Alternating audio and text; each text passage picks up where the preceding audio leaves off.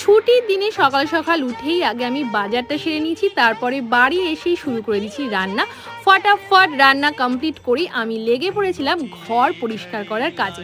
কারণ আজকে ছুটির দিন, আর ছুটির দিন মানেই আমার কাছে ক্লিনিং ডে।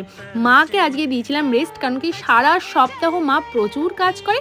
তাই মাকে বলেছিলাম আজকে তুমি বসো, আমি সব পরিষ্কার করে দিচ্ছি। রান্নাঘরটা খুব সুন্দর করে পরিষ্কার করেছি। তারপরে মেয়ে স্নান টান করে রেডি হয়ে গেছে আন্টির সাথে নিচে যাবে বলে, আর ওকে দিয়ে দিয়েছি আমি টিফিন।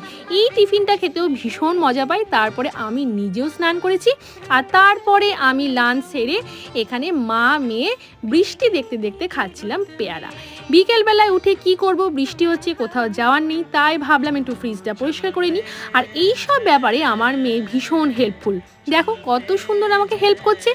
আর বৃষ্টি পড়ছে, কি খাবো ভাবতে ভাবতেই বানিয়ে নিলাম ফুলকো ফুলকো গরম লুচি। ভালো লাগলে সাবস্ক্রাইব করে দিও।